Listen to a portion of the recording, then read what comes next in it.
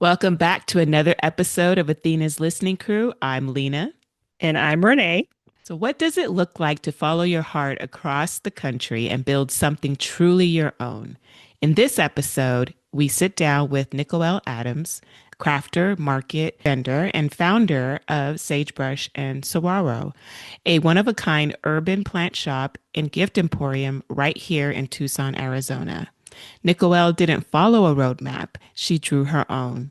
It starts with the love of selling handmade goods at outdoor markets in New York, winds its way outdoor market scene in San Diego, and eventually lands beautifully on historic 4th Avenue in Tucson. But getting here wasn't without its bumps. Nichoël opens up about finding her footing in a new city's market scene and making the bold leap into a brick and mortar store. Oh, and did we mention there's a shop dog named Mr. Bubbles? Because of course there is, and he is probably already at the door waiting to greet you. You can find Nichoel and Mr. Bubbles on Instagram at sagebrush.saguaro and visit the shop in person on the historic 4th Avenue in Tucson. Reach out to us at athenaslisteningcrew@gmail.com or message us via IG if there are any topics you would like us to explore, or if you're a business owner interested in joining the podcast to share your journey. We hope you enjoy this episode because, yes, She did that.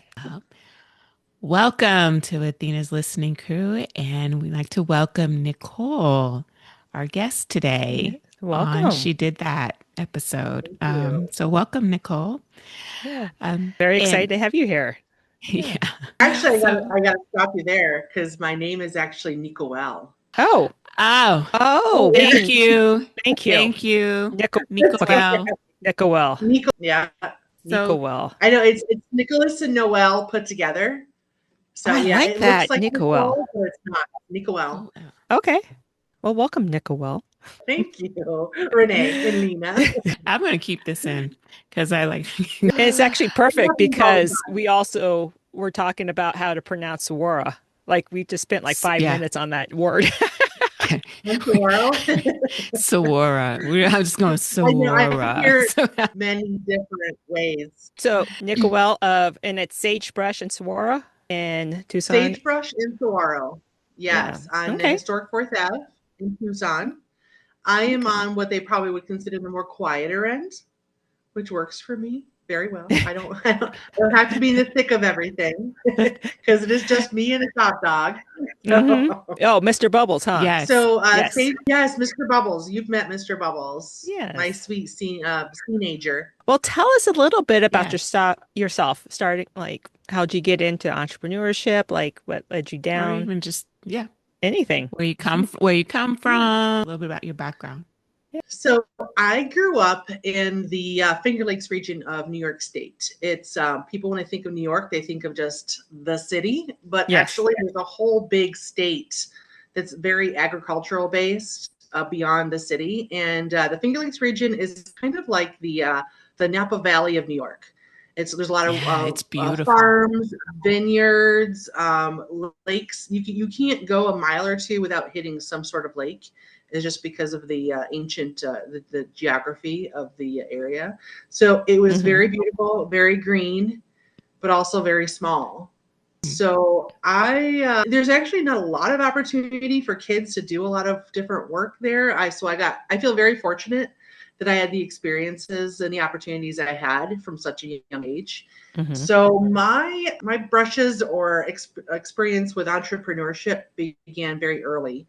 When I was around 14 years old, I was already starting to work at a local assisted living facility. And while I was there, I had the opportunity to go work someplace much closer to home. So my parents didn't have to schlep me back and forth because I was 14. I couldn't drive.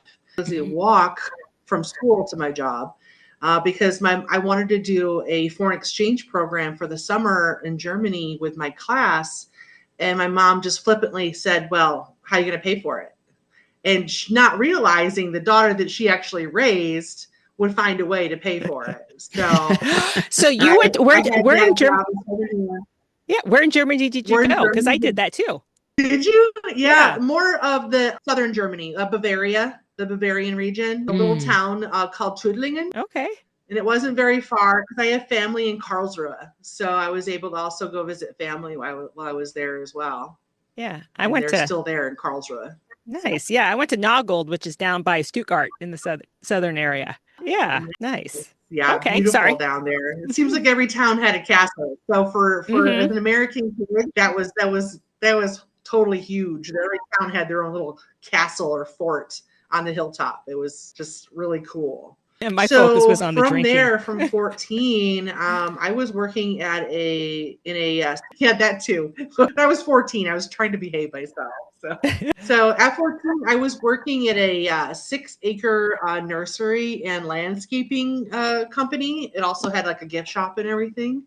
And so from there, I just started as a regular field worker.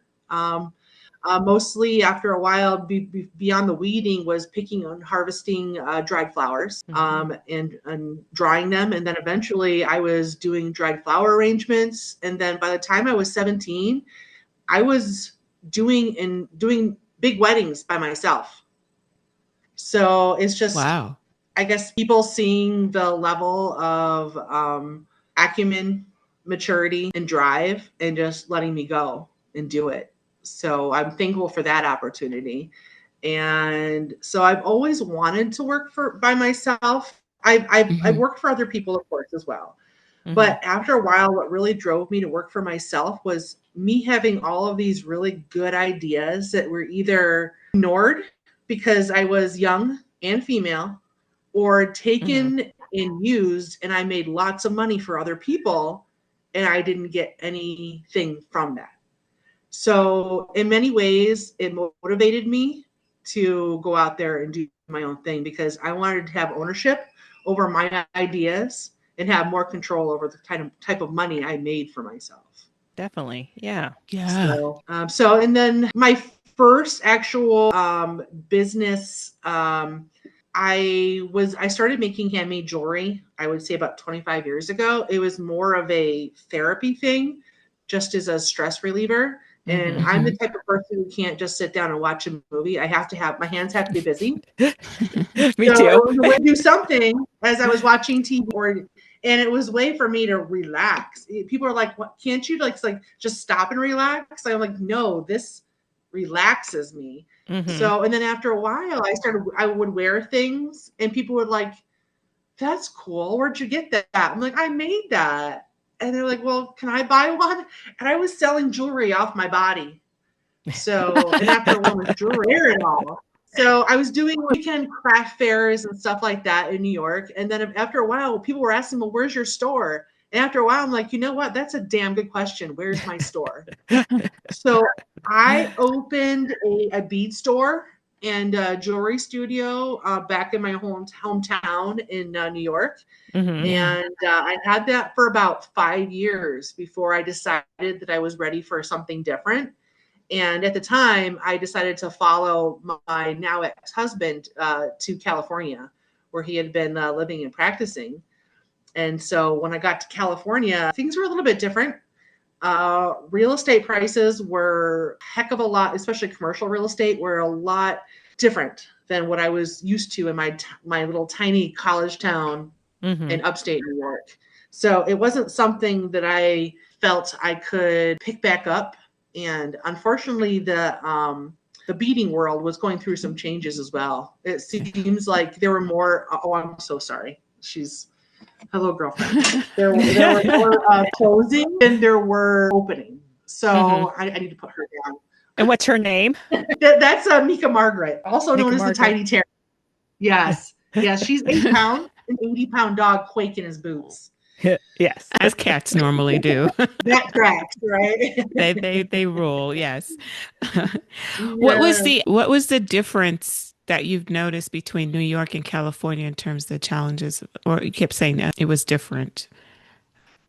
Switching. It was different. It was a slightly different climate culturally as far as, there were smaller bead stores, and there was a couple big ones, but even those I could see were scaling back. Apparently they had to, because they just didn't have the customer base like they used to. So it frightened me to try and get back into the bead business. And honestly, after 5 years straight of having that store and running it by myself, it wasn't just a 9 to 5. Often it was like a 9 to 9 because I would host. I'm sorry, she's very insistent. She wants to be in the Zoom. I would host. Okay, I would host after hours parties for kids and for adults, for local organizations. So usually 3 nights out of the 5 nights that I was open, I had a party going on, which was great because it helped supplement the store and also helped get the word out. So it was actually necessary for me to have them. So I got what I think was pretty burnt out. I just didn't care anymore. I needed a break from it. So I was kind of thankful that the timing just worked for me to kind of start over in California. But of course, when I moved to California, it was 2008. And that was when we had the crash. So for a person who's been working pretty much every day, sometimes 5 jobs at a time since she was 14 years old, taking 3 months to find a job was excruciating. It was very humble. And so it took me 3 months to find a job. And what I did find was something. Yeah, they got a floral designer, but I needed something, I mean, granted, my husband at the time was making a good income, but it's never guaranteed in that kind of climate either. He could have very easily have lost his job. So I needed still have something to bring in. But that was a very humbling period moving out there. So I knew nobody. I had no job. I had all this breadth and depth of experience and no way to express it. So that was a big challenge. And so from there, I eventually did find work with another company that I felt like was my home. And that was another floral company. And then from there, I decided that I was ready once again to just do my own thing. And so I stopped working for them. And I was a farmer's market artisan doing my jewelry for about 8 years before I decided to make the move to Tucson. So, and then Tucson gave me that opportunity again to have a store because the real estate, the rents were a lot more reasonable. So, and what brought you I'm to? ready. It's time. Yeah. What brought you to Arizona because especially Tucson? Yeah. It's always Renee's interest, people here. I fell in love with Tucson years before. Just after the pandemic restrictions were lifted, my sister-in-law got a job in northern New Mexico. And so I was helping move her out. And we stopped in Tucson for a couple of days on the way out. And I just loved it. I just thought it was beautiful. I just loved how expansive it was. And it felt like a small town, but still had the city amenities that I had grown used to having in San Diego. And I just thought it was beautiful. When I decided, I moved out here for three main reasons. Where after my divorce, I was staying in our marital home for about a year or two, and then my ex-husband decided he didn't want to be a homeowner anymore. And unfortunately, as well as I was doing as being a farmer's market artisan, I could not afford to buy him out, not California real estate prices. So I decided, okay, I guess we're going to sell the house. I'm going to move. I had 3 pets at the time that I was not willing to let go of. They're my babies. And trying to find an apartment that would allow 1 pet, much less 3, was impossible in San Diego, especially having a large breed dog such as Mr. Bubbles. So I'm like, you know what? As much as I love you, San Diego, screw you. I'm gonna move. So I looked at different places. I looked at areas outside of Tampa, Florida, because I wanted to still have like a beachy kind of area and community. And I'm like, no, I can't do tropical storms and hurricanes. I'm like, I thought, what about Tucson? Because it's actually only about a 5.5, 6 hour drive to San Diego. So if I wanted to come back to visit, Because by that time I had met my now boyfriend, my partner, Patrick. And so we still wanted to be able to maintain a relationship. But if I moved all the way on the other side of the country, that wasn't going to work. Mm-hmm. And I still wanted to be pretty close to California. So I'm like, you know what? I started looking at Tucson and looking at some of the rental properties available. I'm like, oh my God, I can get twice what I am getting in San Diego for what I was paying. It was like, it's stupid not to do it.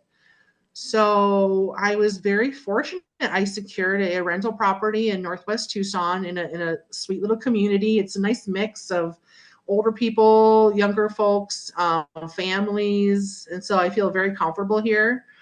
I pulled up in my U-Haul, and I swear to God, I saw 3 police officer vehicles. So I know that I had law enforcement living in my community. There were 3 separate ones. They weren't like there on a call. They were residents. Mm-hmm. So I felt very safe. So that's what about, so life circumstances and affordability are honestly what brought me out here, besides the fact that I had fallen in love with Tucson just on its own too. Yeah. So there's just my screen there. So That that's helps. Tucson. It was divorce, pets, and affordability. There you go. There you go. So with everything, so you started a business here, but you've had other businesses. What were some of the challenges you ran into? Was it patterns? Were one off, like with whichever and how did company you had? Yeah, and how did you overcome those challenges? Well, like what'd you find? I wanted to try to figure out, okay, well, what kind of business do I want? Do I just want to rely on what I know, my jewelry and flowers and plants? And as much as I love flowers, it's a tough business because it's a lot of perishables. Mm-hmm. Mm-hmm. Excuse me. And then you'd also have employees because you need delivery drivers and processors. And so I'm like, you know what? I want something that's manageable and scaled to just me. It's not a headache. Multiple employees is not what I want to deal with right now. And I'm like, you know what? There was a store concept in San Diego that I really liked and admired. And it was something that I'd already had in my head for years of what I would do if I could do whatever I want and money wasn't an issue. What they developed was something very similar. And I'm like, get the hell out of my head. I'm like, I thought of this, That's parallel thinking for you. Not you may think that your idea is original, but it's not necessarily original. But their way of executing it was different than what I would have done. So I'm like, you know what? You're just going to do what you're going to do, and you're going to do it well, and it's something where I can bring the dog with me, so I don't have to leave my aging dog in a house by himself with maybe just a dog sitter once a day.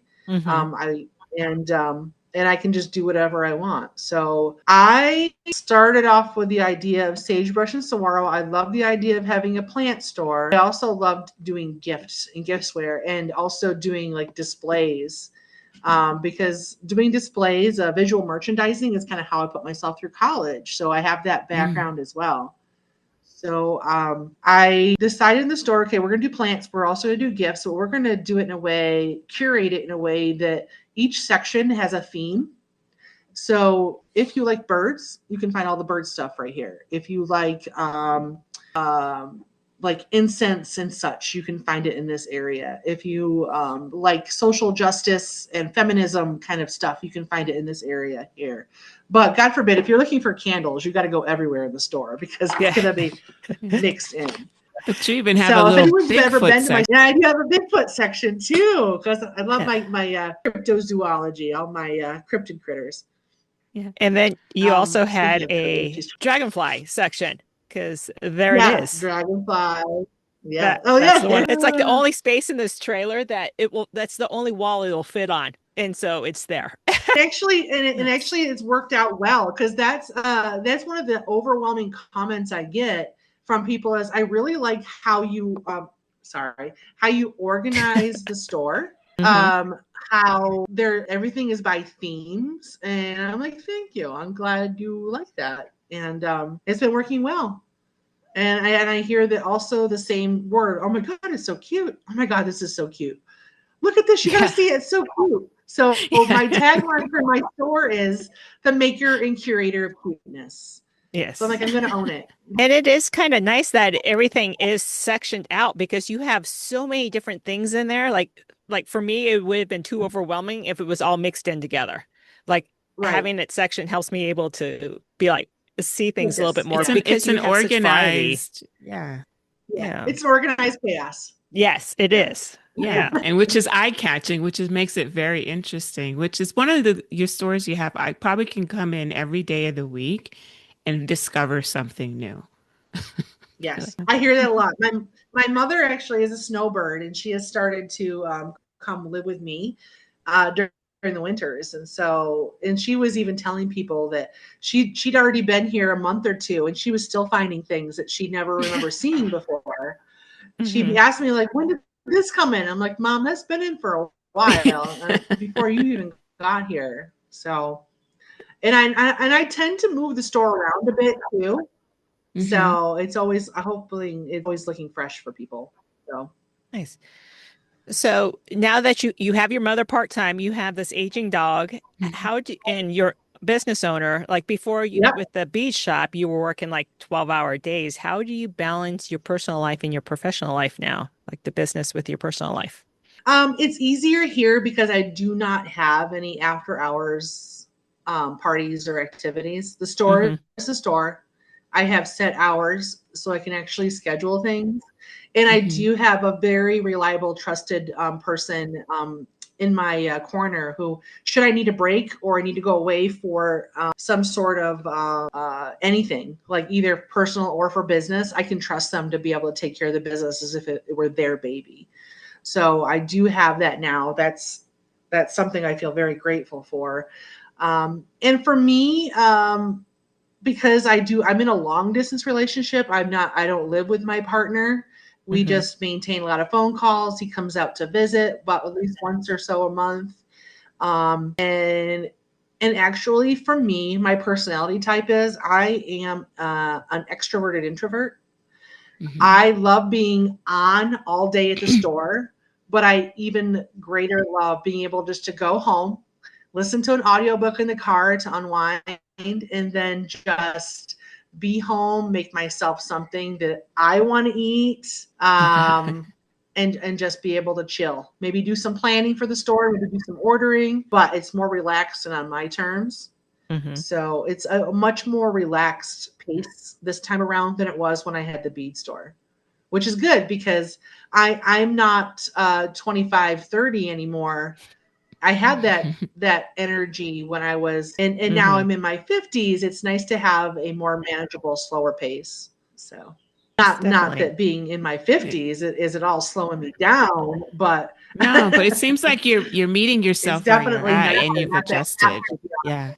Um, Yeah, exactly. and I'm curious because you upped and moved like several times. So it's like a new community, new Hmm. place, new environment. How did you get word out or like market yourself? I mean, what is your everybody has their way of doing it. I'm curious Right. how you got your name Um, out there, your store and all.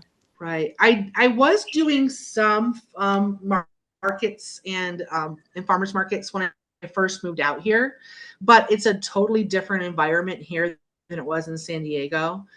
hmm Because mainly because of the weather. In San Hmm. Diego, it's pretty much sunny and 60s and 70s all the time, and we would have farmers markets twice a day and in every region of San Diego. So there are opportunities galore, events all the time, lots of tourism all year round. So there was more opportunity there as a farmers market vendor. Here, that was another reason why I pushed myself to open the store is markets were not as plentiful. Events were much harder to get into. In fact, is one, a handmade one that I try to get into every time. I still, even being here almost 3 years, I'm still not in. It's hard because I don't have that network. mm I'm starting all from scratch. So social media has been invaluable for me to kind of get the word out. Um, And then once I establish some more customers, they're sharing on their networks as well. So a lot of it is just meeting people and letting them see what I have and what I offer, and then them being generous enough to share the store with other people and bring them in. I'm hearing it all the time. Oh my God, I got to tell my sister. I got to tell my best friend. And then maybe a week or two later, they will bring that friend in. So my customer base has been invaluable with helping me grow by putting the word out as well. Not just if I had to depend just on social media, I don't think that it would be as successful as it is and is becoming without the community support. So the community support has also been invaluable. And you're right about the farmers markets. Because growing up in Arizona, I never really considered it a thing because we just never really had them. If they had them, it was very short, it was brief. We had a little bit here, a little bit there. And then when I moved to the Northwest, it was like they're everywhere. And that used to just blow my mind. And I didn't even think Yeah. about that. And it is. I think it's statewide. We have just never been really huge on farmers markets. So being able to go from what you're used to having that and being able to flip it, use Yeah. social media, word of mouth seems to be really huge for you, which is awesome. And finding Yeah. alternate means to get the name out. You seem to Right. have found a really good location too. Mm-hmm. I did. I was very lucky. When I decided, I moved here in January of to 2023.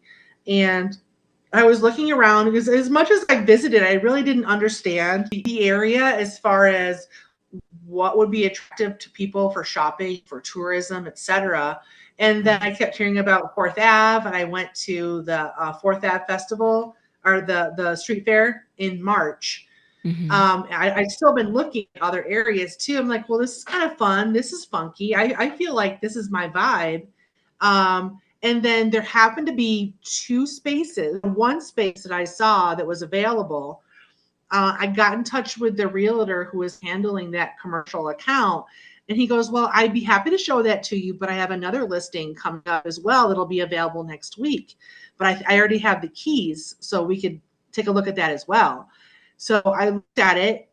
It was a beautiful space, but the way it was kind of broken up and it had a second story that I didn't feel would work well for me because undergraduate was in architecture. So for me, I was very much, I want to be ADA compliant. I really want to make sure that my store is accessible to everybody, not just the able body. So I'm like, I like it, but there's a lot of square footage that I just won't be able to use that I would be paying for. He goes, well, okay, I have the perfect space for you then.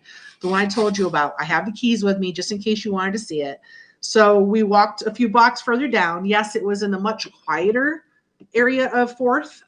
It's in the 700 block at University. And I saw it. I was like, oh my God, it has like two huge display windows. It's like two stores that they put together that they now would not be able to subdivide because of plumbing and electrical. And I'm like, this looks great. There's a lot of light in here, which is great for plants. And it was already painted pretty much white on the outside. And I knew my logo was going to be more of a black and white kind of thing. I'm like, oh, this is nice. So we went in and I immediately was like, you know what? I think this is going to work better than my other space that I was looking at. As much as I love that other space and how much further down it was and in the heart of everything, I'm like, you know what? I think I like this better. And it was the same terms. I just had more square footage I could actually use, and it had more light, which was important as well, more natural light. So hadn't even been listed yet. I mean, I think that they had put the posters up like that morning, but I went in, I took a look at it, and I said, "Can you give me 24 hours to think about it?" And I was thinking, like, you know what? I'm looking at Fourth Avenue, and like, I'm not sure I'm going to find a better spot right now. I mean, so I called him back and says, "Okay, I'll take it." So I'm glad I did because there were already a couple other people that were wanting to look at the space. So it was a lot of it was luck and just good timing. So Yeah. Feel very fortunate. I captured it when I did, and so yeah. So we're getting a second year. We're almost at the close of our second year at this location, or I should Wow. say, we. There's no Yeah. we. Why do we do that? Why do we do that as entrepreneurs? We call it. We're like, well, we did this or we did that, but we actually, it's you, You know. Yeah. I gotta The stop only other doing that. person, the only other being with you is Mr. Bubbles, I Bubbles. guess. Exactly. Great for a PR and everything, but other than He's that, without opposable thumbs, he's pretty useless. It just brings them in. So how's the business been going since you've been here in that location? You said this is the second year. Um, so how are It's the things? second year. I took a look at my sales numbers, and I'm steadily climbing. Especially things like the street fair bring in a lot of new traffic and a lot of Mm-hmm. new people. They're like, oh my God, I didn't know this was here. How long have you been here?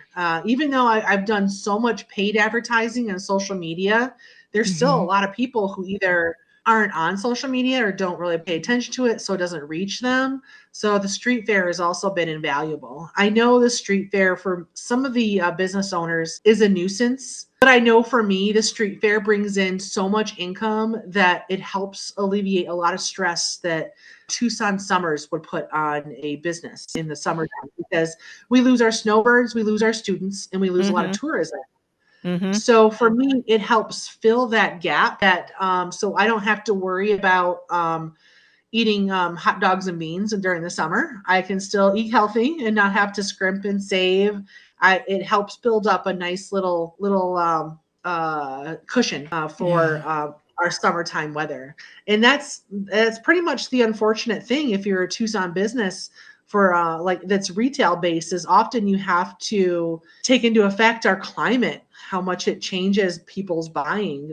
People don't want to be out in 120-degree weather, Mhm. you know? So Definitely true. Yeah. So listen up, everyone who thinks we're spoiled because of our winters here in Arizona. That is what we have to deal with in the summers. And it's true because Arizona is a huge snowbird state, especially Tucson. Like trying to And yeah. rent can in you an guys RV park. explain snowbird state? Because I literally thought it was birds when I first came down here.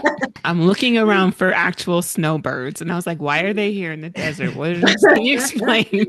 I don't even know where it came from. I don't know where the snowbird No. came from, but it's basically the snowbirds is what who we refer to people who live in the northern states that come down in the wintertime to Arizona, southern Texas, like the southern states basically. So Yeah. they bounce between They here and fly like in, they stay, Minnesota. they fly out. Yeah, they Yeah. migrate just like the birds do with the weather, Yeah. right? So it's all the Exactly. retirees. Like there's an area in eastern Phoenix in the suburbs in Apache Junction that in the summertime they've got these wide streets because of all the snowbirds, but in the summertime there's like no one there. It's like Yeah. there's hardly anyone there. In the come wintertime, it's packed. No, and I would imagine that that is something to be concerned with because there is like you're competing with online shopping too. You said how Yes, the street fair helps with bringing with getting the word more out. customers, Yeah. Hmm. So getting the word social out. media, yeah, the two yearly street fairs on Fourth Avenue are also invaluable. And also tourism and snowbirds are also helpful, but I have found that it's great to spread the word for people who are visiting with their families who are here, because often that is what's happening, is they're here visiting family. And so they'll let the family know about it. But often people, when they're here visiting, don't want to take a lot back with them just because Hmm. of like luggage restrictions and such. And Hmm. there are a lot of retirees who don't buy a lot either because they're trying to actually scale Down. down what they Hmm. have. Because they live in So, travel but trailers now. yeah, they live in trailers, yes, or they're going from residence to residence. So they're great for getting the word out, but not necessarily as great for a carload of houseplants and giftware. But they will get things for gifts for the holidays and such too. So When's that second festival? Or you said there's twice a year. One was in right, March. they have one in mid-March, and they have the second one in mid-December, right before the Christmas holidays. Oh. Interesting. Okay. So there's a winter one as well. Yeah, so 2 times a year.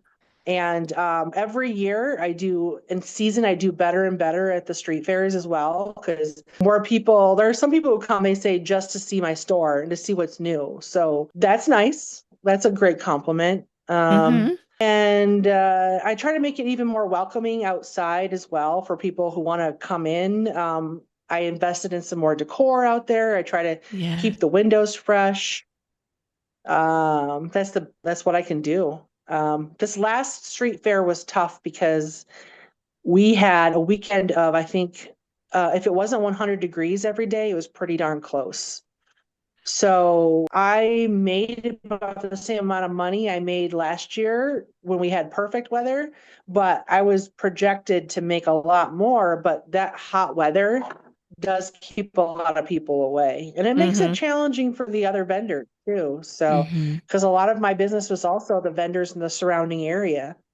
I opened an hour and a half early before the street fair would open, just because I knew that I would have a lot of business from some of the surrounding vendors and people patronizing the businesses around me too. So, Yeah. And that's yeah. how we actually found you, because you were at another Mhm. festival as well. You were at the Festival of the Books. Books. Yes, the Yeah. Tucson Festival of Books. That's how I met you ladies. Mm-hmm. Mhm. Exactly. And I still will be doing some key outside events. I don't do as many, of course, as I used to, which Mm-hmm. was the outside events was my business. But now it's nice just to have a home base. And I actually just returned from doing the Los Angeles Festival of Books too. This not this week, last weekend, but the weekend before. And that was another great event as well. Another way to build up some capital to get through the summers here. So, Nice. and they're Huh? like, why would you do a festival of books? You're not a bookstore. But I am a gift store, in a large section of my store is dedicated to swag for readers and book lovers. Mm-hmm. So things like I make handmade bookmarks that I can personalize. They are hand stamped metal. I have things like my stickers and my pins, like I have in the rest of the store. I have them for the book lovers as well. And I have other things too, book lover vases, mugs, A lot etc. of So stationery. yes, last day. You know what though? I stopped taking the stationery in the journals, but maybe a small bit of it, because I noticed last year that it was one of the least selling things for me at Mhm. the festivals, even though it sells really well for me in the store. So that's one thing. It helps me Interesting. see what particular crowds are looking for, not just Mhm. what people gravitate towards in the store. Mm-hmm. They're often two different animals. Yeah, definitely. I can see that. And it is like, yeah, you're not a bookstore, but it goes along with the same, not genre, You like the same, accessory. yeah, the same feeling. Like people that get into books get into, like when I walked in your shop, I just felt the same way I do when I walk into a bookstore. Like to me, they go hand in hand almost. Like, Right. yeah. Yeah. Yeah. Bookish people tend to be also plantish people Mm-hmm. Yeah. and pet people. So I am trying to cater to my people, Mm-hmm. which Yeah. and You like a I didn't neat realize how little, many you of my like a people were out cool, there. yeah, like a cool, cozy book nook.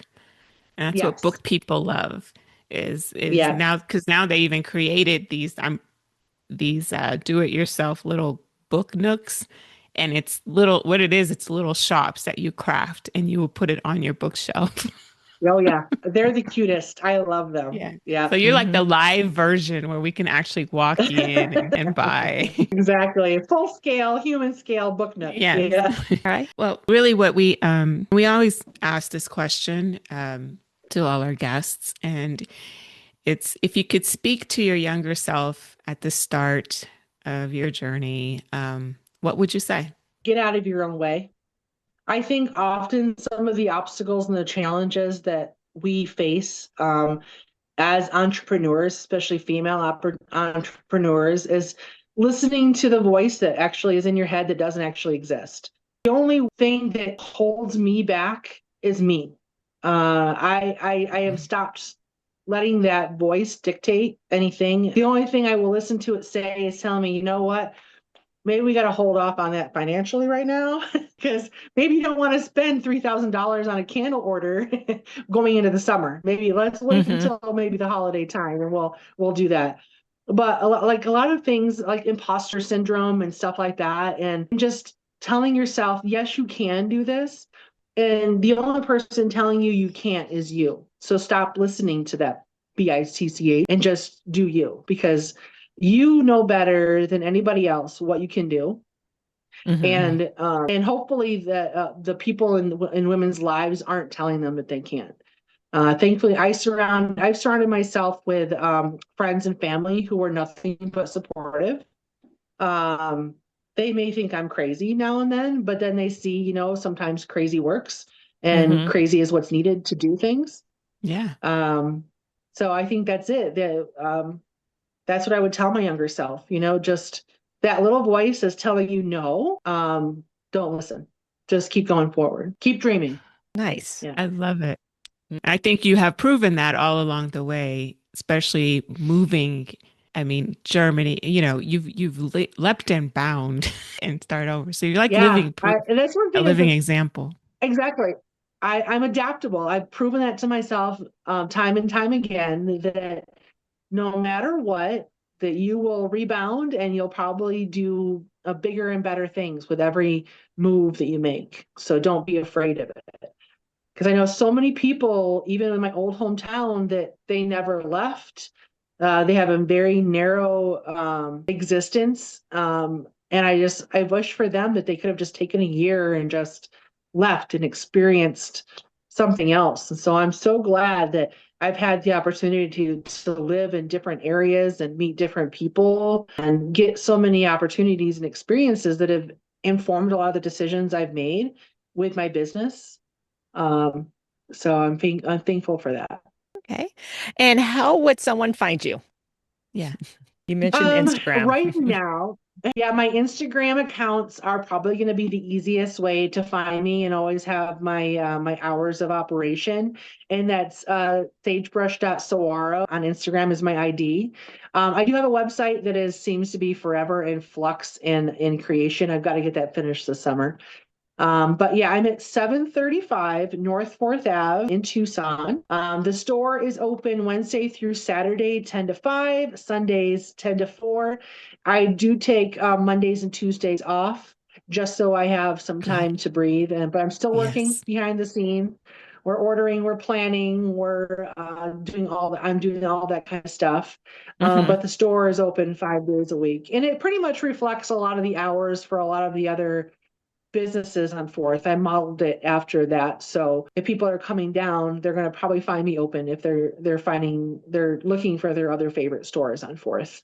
Okay, So yeah, great. there's Great. Sagebrush and Saguaro, and I also have because I actually have two businesses. I have the store itself and also my physical handmade Instagram account for Studio Nichoël. That was what I was doing for many years before I moved here and right after I moved here. And I still keep both of them active because I'm also, as well as running the store, I'm also hammering and everything and making jewelry on my days off Okay. or evenings here and also in the store. So that's Studio Nichoël on Instagram as Studio. well. Oh, Studio Nichoel. Okay. Didn't know. Yes. Yeah. Yeah. You can Studio. find it if you go on the store one. I think I have a little verbiage that says to visit our sister account at Studio Nichoël. So you can find it through the store account as well. Okay. Looking it up right now. Okay. Yeah. As we're talking, that's why I hear the pause. All Well, right. I personally am a fan of yours, Nichoel. I love your store. Thank And you. you do have really, and you give hope for people that are stepping into the plant world, one little plant at a time, keep them alive. And you just have Yeah. a very welcoming spirit and store. And of course, Mr. Bubbles is always Yes. there to My greet. boy. Mm-hmm. Yeah, so your store is really in a really neat Fourth District area. So we encourage anybody who's listening to this. Just check it out and stop by Nichoel's store at Sagebrush and Saguaro. Saguaro. Saguaro. Saguaro. Thank you again. Really, really Yeah. Thank excited you to have so you on. much. Yeah. Yeah, Yeah. it's It been was an nice honor to and a see you both pleasure. again. Yeah. Yeah. Have a great day. All right. You Keep too. doing what you're doing. I'm looking forward to seeing some more future podcasts too. Oh, okay. Thank you. Yeah, and yeah, thank you. Thank you for coming on. Mhm. So much. You bet. Thanks so much for the invitation. Have a great day.